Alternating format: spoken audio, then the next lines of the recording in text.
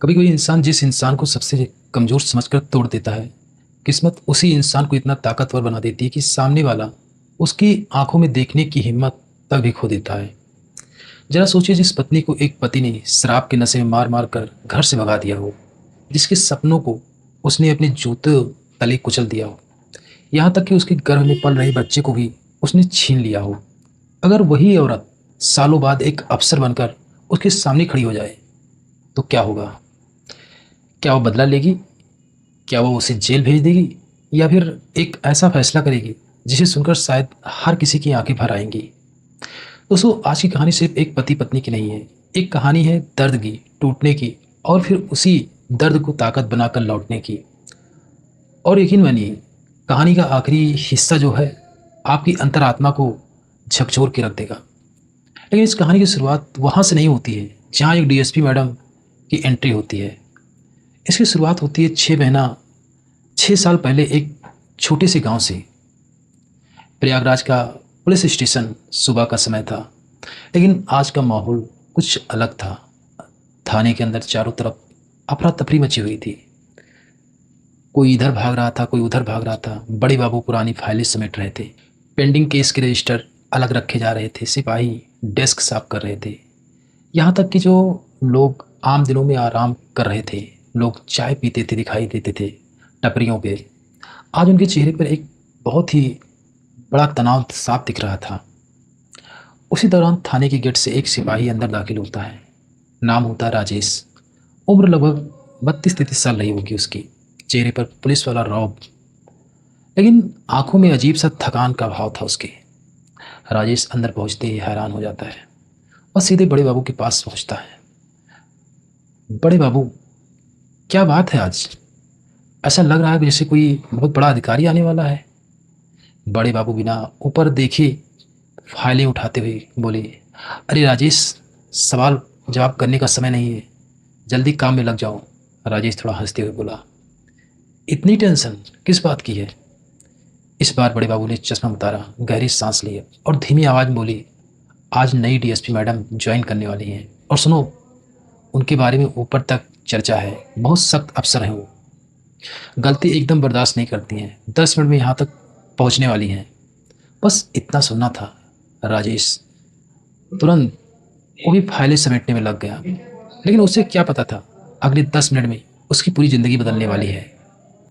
अचानक थाने के बाहर सायरन की आवाज़ गूंजती है। प्यूं प्यूं प्यूं। सबकी नज़रें गेट की तरफ चली जाती है। एक सफ़ेद पुलिस वाली जिप्सी आकर रुकती है। दरवाज़ा खुलता है और यहाँ से एक महिला नीचे उतरती है। चेहरे पर आत्मविश्वास, आंखों में चमक, पर्सनालिटी ऐसी कि सामने वाला खुद सीधा खड़ा हो जाए। पूरा थाना एकदम सावधान की मुद्रा में आ जाता है। सिपाही से लेकर बड़े अधिकारी तक सब एक साथ सल्यूट मारते हैं। लेकिन यहाँ एक चीज़ अलग थी। वो महिला रौब में ज़रूर थी, मगर घमंड में बिल्कुल नहीं थी। वो हर किसी के सल्यूट का जवाब सम्मान से दे रही थी, आगे बढ़ रही थी, हल्की मुस्कान। लेकिन ऐसा लग रहा था जैसे इन आँखों ने अब तक बहुत कुछ देखा हो। और तभी वो अंदर पहुँचती है, जहाँ बड़े बाबू और राजेश खड़े होते हैं। दोनों सल्यूट करते हैं। मैडम सल्यूट का जवाब देती हैं, लेकिन जैसे ही उनकी नज़र राजेश पर पड़ती है, उनके कदम अचानक रुक जाते हैं। कुछ सेकंड के लिए वक्त जैसे थम सा जाता है। उधर राजेश की हालात भी अचानक बदल चुके होते हैं। उसके चेहरे का रंग उड़ चुका था, आंखें बड़ी हो गई थी, जैसे उसने कोई भूत देख लिया हो। उसके मुंह से बस एक नाम निकलता है, ममता। और उधर डीएसपी मैडम की आंखों में सालों पुराने जख्म एक बार फिर से ताज़ा हो जाते हैं। लेकिन सवाल ये था, एक डीएसपी मैडम को देखकर एक सिपाही की हालत इतनी खराब क्यों हो गई थी, और एक अफसर अपने ही सिपाही को देखकर पुरानी यादों में क्यों खो गई? क्या कोई पुराना रिश्ता था दोनों का? आखिर 6 साल पहले ऐसा क्या हुआ था जिसने दो जिंदगियां बदल दी थी? यहीं से शुरू होती है इस कहानी का सबसे दर्दनाक हिस्सा।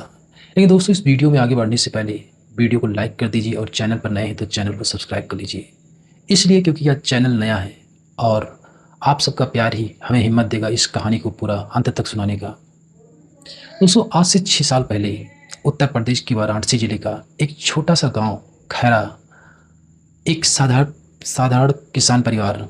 घर के मुखिया थे रामेश्वर सिंह, जिनकी दो बच्चियां, एक बेटा और एक बेटी, जिनका नाम था बेटी का नाम था ममता, गांव की उन लड़कियों में से थी ममता, जो सिर्फ सपने नहीं देखती थी, उन्हें पूरा करने का हौसला भी रखती थी। वो पढ़ाई में काफ़ी तेज तर्रार, समझदार और आंखों में अफसर बनने का सपना।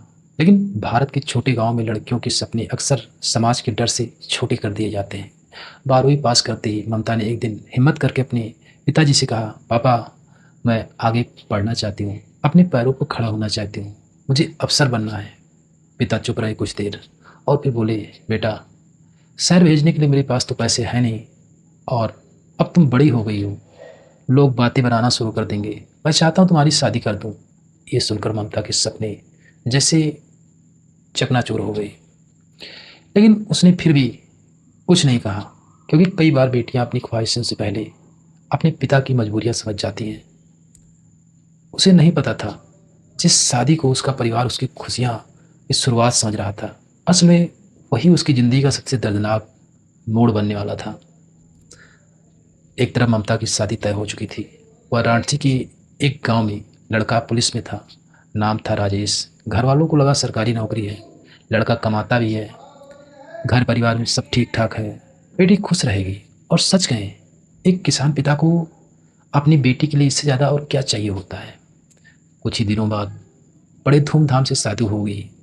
ढोल नगाड़े, हंसी की खुशी से रिश्तेदार, आंखों में नए सपने, और एक बेटी अपने सारे सपनों को दिल में दबाकर नई जिंदगी शुरू करने निकल पड़ी थी। ससुराल पहुंची तो शुरुआत में सब कुछ बहुत अच्छा सा लगा। सास का प्यार मिला, ससुर से इज्जत मिली। राजेश भी शुरू शुरू में ठीक ठाक लगता था। ममता को लगा शायद भगवान ने इतना भी बुरा मेरे लिए नहीं सोचा था। एक दिन हिम्मत करके ममता ने अपनी सास से कहा, माँ जी, मैं आगे पढ़ना चाहती हूँ, मुझे कुछ बनना है। सास मुस्कुराई, लेकिन अगले ही पल वो बोली, अरे बेटा, पढ़ाई तो ज़िंदगी भर चलती रहेगी, पहले हमें नाती का मुंह दिखा दो, फिर जितना पढ़ना हो पढ़ लेना। ममता चुप हो गई, क्योंकि हर लड़की जानती थी कुछ बातें उस वक्त बोलने को कोई फायदा नहीं होता है, वक्त देखना पड़ता है। लेकिन उसे नहीं पता था वक्त उसके लिए कितना बेरहम होने वाला है। शुरुआत में जो पति उसे दुनिया का सबसे अच्छा इंसान लग रहा था, कुछ ही महीनों में उस आदमी का असली चेहरा सामने आने लगा था। कुछ ही दिनों बाद राजेश की पोस्टिंग कानपुर में हो गई। हाँ, वह ममता को साथ लेकर चला गया। पुलिस लाइन में एक सरकारी क्वार्टर मिल गया उसे। नई जगह, नई जिंदगी, और ममता के मन में एक नई उम्मीद से जगी, अब शायद सब ठीक हो जाएगा। लेकिन कहते हैं ना, कुछ लोग का असली चेहरा घर की चार दीवारी के अंदर भी दिखाई देता है। और राजेश का असली चेहरा अब धीरे धीरे सामने आना शुरू हो चुका था। शुरुआत छोटे छोटे झूठ से हुई, फिर गुस्से से, और फिर शराब से, और धीरे धीरे ममता को समझ आने लगा कि जिस आदमी को उसने अपना जीवन साथी माना है, असल में वो अंदर से कितना खोखला इंसान है। राजेश रोज शराब पीकर आने लगा। सिर्फ शराब ही नहीं, उसका व्यवहार भी बदल चुका था। वो पुलिस की वर्दी का रौब दिखाकर गरीबों का मुफ्त सामान उठाता, सब्जी वालों से पैसे दिए बिना सब्जी लाता, चाय वालों से फ्री की चाय पीता, दुकानदारों से धमकी देकर सामान उठाता। ममता ये सब देखती रही कुछ दिनों तक, और अंदर ही अंदर वो टूटती रही। एक दिन उसने हिम्मत की और धीरे से बोली, राजेश, ऐसा मत किया करो तुम, गरीब लोग की बददुआ अच्छी नहीं होती है। राजेश हंस पड़ा, अब तुम मुझे सिखाओगी? जानती हो मैं कौन हूँ? पुलिस वाला हूँ मैं, पुलिस वाला। एक इशारे पर जिंदगी खराब कर दूंगा सबकी।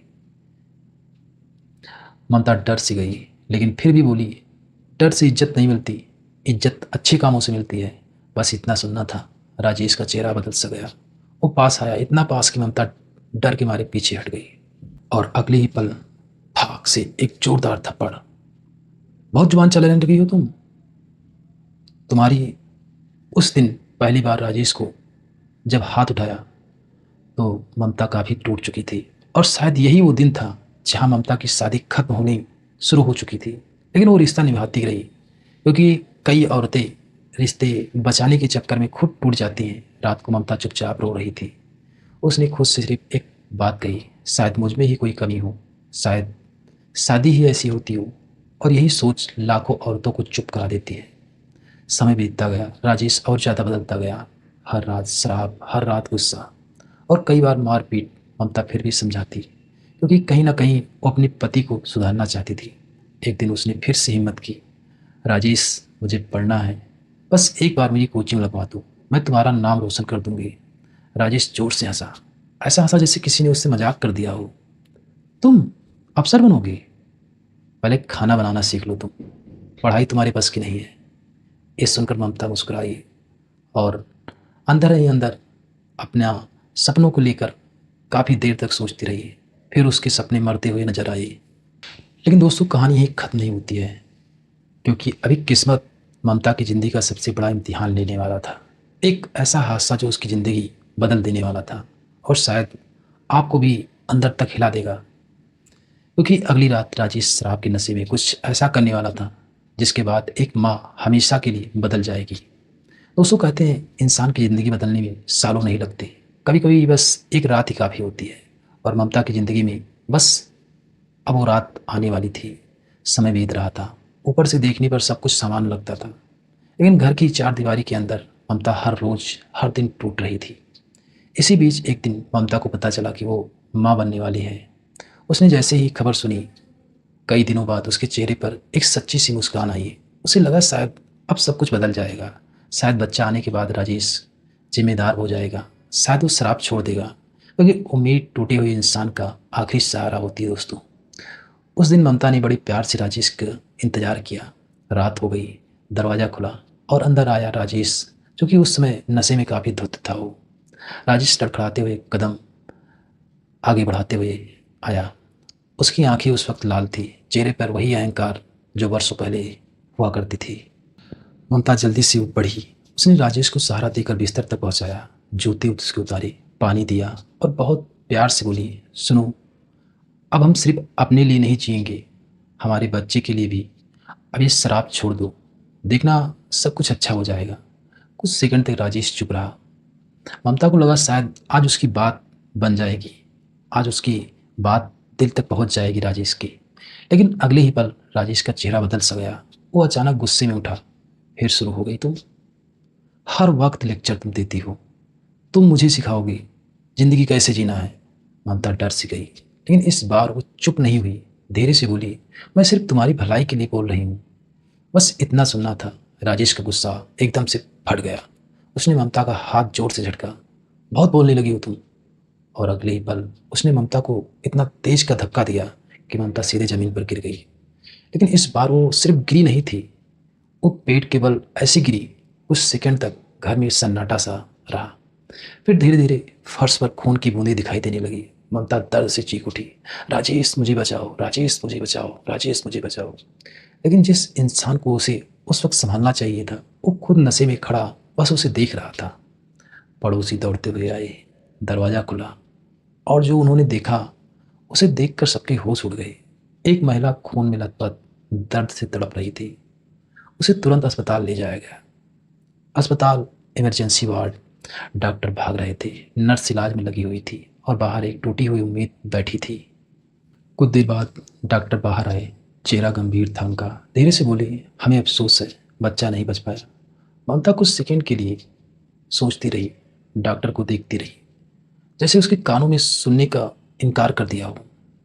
फिर धीरे धीरे उसकी आंखों से आंसू गिरने लगे।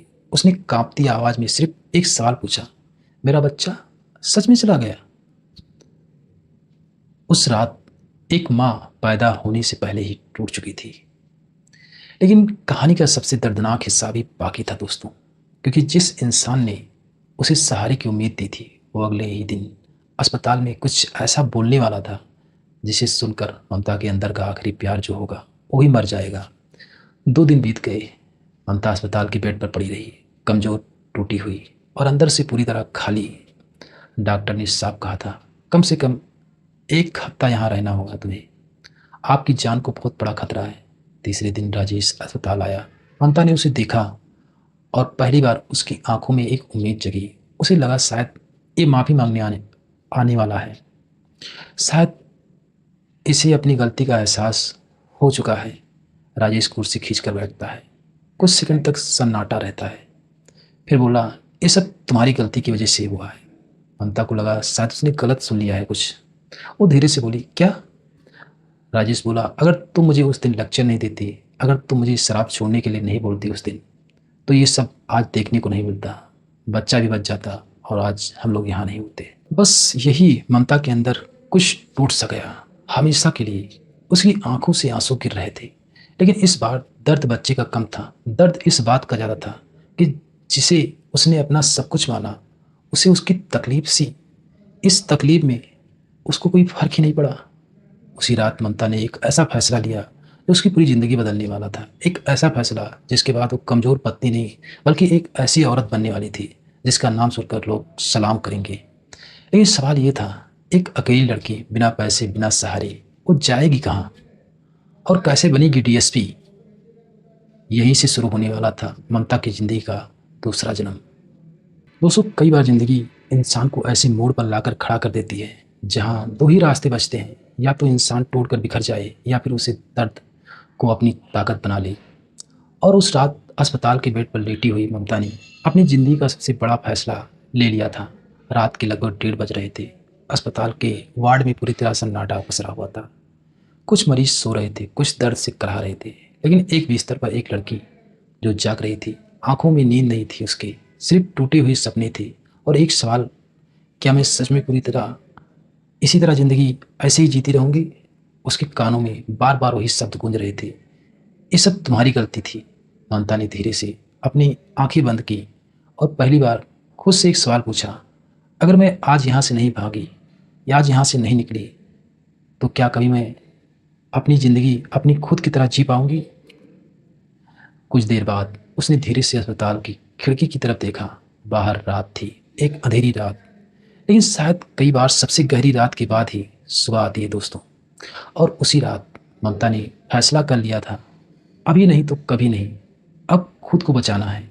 सुबह होने से पहले धीरे धीरे कमज़ोर शरीर, कांपते कदम और दिल में हजारों डर लेकर ममता अस्पताल से बाहर निकल गई। ना किसी को बताया, ना किसी की मदद मांगी, क्योंकि कई बार सबसे बड़ी लड़ाई इंसान को अकेली लड़नी पड़ती है। अब सवाल ये था, जाए तो जाए कहाँ? मायके नहीं, वह अपने पिता को और परेशान नहीं करना चाहती थी। ससुराल जाएं, उस नरक में तो बिल्कुल नहीं जाना है वापस। अब उसके लिए मौत जैसा था वो ससुराल। अभी उसे क्या करेगी, क्या नहीं करेगी, ये सब सोच ही रही थी। तभी उसके दिमाग में आया अपनी एक पुरानी सहेली जो आज प्रयागराज में यूपीपीएससी की तैयारी कर रही थी। ममता ने हिम्मत जुटाई और सीधे प्रयागराज पहुंच गई। दरवाज़ा खुला, सामने उसकी सहेली खड़ी थी। ममता को उस हालात में देखकर वो घबरा सी गई। अरे ममता, तुम, ये क्या हालत हो गई तुम्हारी? बस इतना सुनना था। ममता फूट फूट कर रोने लगी। कई मिनट तक कुछ बोल ही नहीं पाई। फिर कांपती आवाज़ में बोली, मुझे कहीं मत भेजना, प्लीज़ मुझे कहीं मत भेजना। बस कुछ दिन अपने पास रख लो मुझे, मैं किसी पर बोझ नहीं बनूंगी, लेकिन वापस वहाँ मत भेजना मुझे। उसकी सहेली ने कुछ पूछा तक भी नहीं। इसके बाद बस गले लगा लिया। और शायद टूटे हुए इंसान को सबसे ज़्यादा ज़रूरत इसी चीज़ की होती है दोस्तों, एक सुरक्षित जगह जहाँ वो बिना डरे रो सके। लेकिन ममता ने एक बात साफ कह दी, मेरे घर वालों को मत बताना इस बारे में, ससुराल वालों को भी मत बताना, मैं अब खुद अपनी ज़िंदगी बनाऊंगी दोस्तों। उसकी सहेली ने पूछा, लेकिन कैसे बनाओगी अपनी ज़िंदगी? ममता ने आंसू पोंछे और पहली बार उसकी आंखों में दर्द के साथ वो जिद दिखाई दी। जिस पढ़ाई को मुझसे छीना गया था, अब उसी पढ़ाई से मैं अपनी पहचान बनाऊंगी। लेकिन कहना आसान था दोस्तों, करना नहीं। ना पैसे थे उसके पास, ना नौकरी थी, ना डिग्री भी पूरी हुई थी उसकी, और ऊपर से दिल के अंदर इतना सारा दर्द। और शायद कोई भी इंसान अगर होता तो उसकी जगह टूट जाता। लेकिन यहीं से शुरू हुआ ममता की ज़िंदगी का सबसे मुश्किल अध्याय। अगले ही हफ्ते ममता ने काम ढूंढना शुरू कर दिया। किसी ऑफिस में नौकरी नहीं मिली उसे। इधर उधर भटकती रही काफ़ी दिनों तक, क्योंकि उसकी भी पढ़ाई अधूरी थी। लेकिन उसके पास एक चीज़ थी, पढ़ाने की कला। वो आसपास के घरों में जाने लगी, दरवाज़ा खटखटाती, धीरे से पूछती, अगर बच्चों को ट्यूशन पढ़ाना हो तो मैं पढ़ा सकती हूँ। शुरुआत में कई लोगों ने उसे मना कर दिया, कुछ ने तो सबकी नज़र से भी देखा। कुछ ने कहा, तुम पढ़ा लोगी? लेकिन धीरे धीरे 2 बच्चे मिले उसे, 4 हुए, फिर 8 हुए, फिर धीरे धीरे कमरा भरने लगा। सुबह वो बच्चों को पढ़ाती ट्यूशन, दोपहर में अपनी ग्रेजुएशन करती, शाम को कोचिंग और रात में पढ़ाई फिर से करती। कई रात ऐसी भी होती थी जहाँ वो भूखे पेट सो जाती थी, लेकिन पढ़ाई नहीं छोड़ती थी वो, क्योंकि जब ये सिर्फ सपना ही नहीं था, ये उसकी टूटी हुई आत्मसम्मान की लड़ाई थी दोस्तों।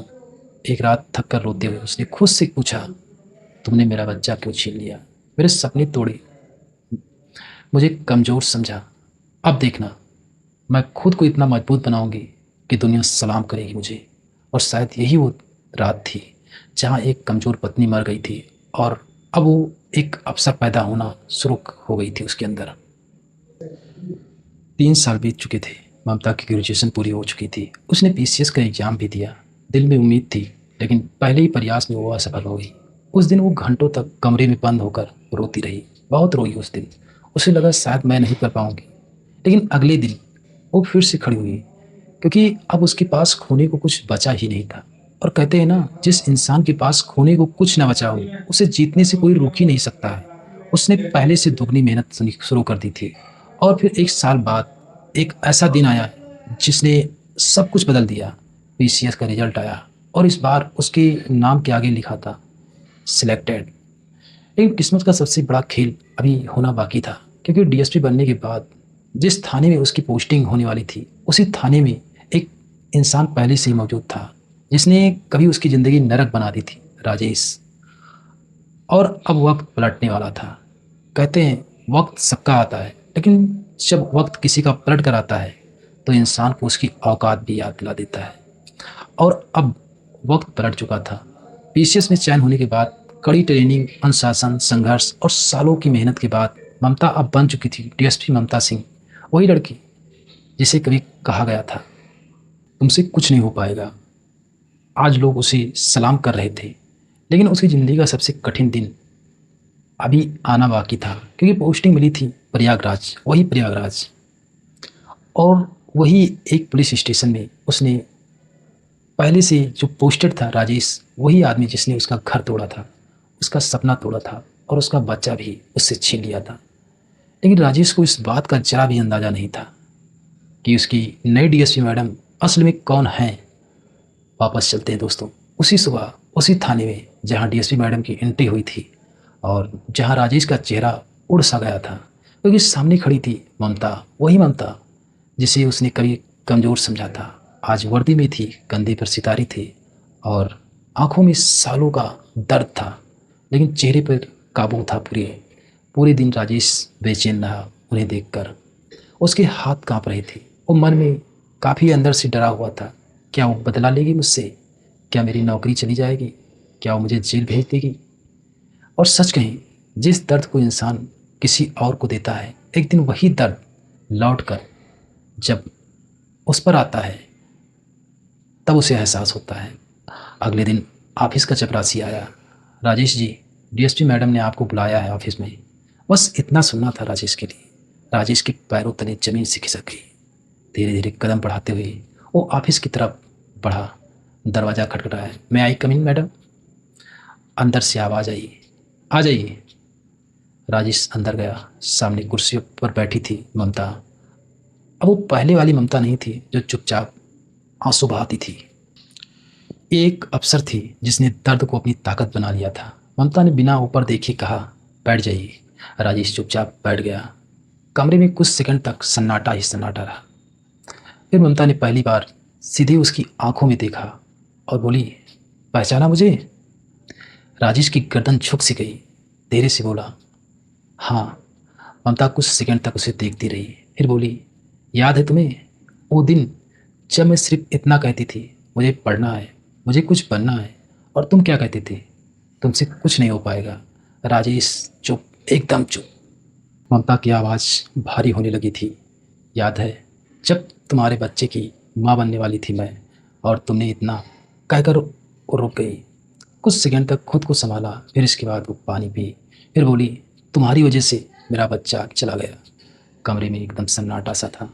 सिर्फ एसी की आवाज़ चल रही थी और दो लोग की वहाँ भारी सांसें थी। ममता आगे बोली, जानते हो, मैं तुम्हें सज़ा दे सकती हूँ। तुम्हारी शिकायतें भी मेरे पास हैं। गरीबों को डराना, फ्री का माल खाना, वर्दी का गलत इस्तेमाल करना, सब पता है मुझे। राजेश का सिर और भी झुक गया। उसकी आंखों से अब आंसू गिरने लगे थे। अचानक राजेश कुर्सी से उठा और ममता के सामने घुटनों पर बैठ गया। रोते हुए बोला, ममता, मुझसे बहुत बड़ी गलती हो गई है। प्लीज़ मुझे माफ़ कर दो। मैं इंसान नहीं था, जानवर बन गया था उस वक्त। अगर हो सके तो मुझे माफ़ कर दो। मैं हर दिन मरता हूँ, तुम्हारे जाने के बाद समझ में आया मैंने क्या खो दिया है। उसकी आवाज़ काँप रही थी, आँखों से आंसू रुक ही नहीं रहे थे। ममता की आंखें भी अब भर चुकी थी, लेकिन इस बार वो कमज़ोर नहीं पड़ना चाहती थी। वो बोली, अब रोने से क्या फ़ायदा होगा राजेश। जब मुझे तुम्हारी ज़रूरत थी तब तुमने मुझे अकेला छोड़ दिया था। मैं सिर्फ पढ़ना चाहती थी, तुम्हारा साथ चाहती थी, लेकिन तुमने मुझसे मेरा बच्चा छीन लिया। उस सेकंड के लिए कमरे में एकदम सन्नाटा हो जाता है। फिर ममता धीरे से बोली, लेकिन सुनो, आज के बाद अगर किसी गरीब को सताया तुमने, अगर वर्दी का गलत इस्तेमाल तुमने किया, तो सबसे पहले मैं तुम्हारे खिलाफ खड़ी दिखूंगी। और याद रखना, ये वर्दी लोग को डराने के लिए नहीं, बचाने के लिए होती है।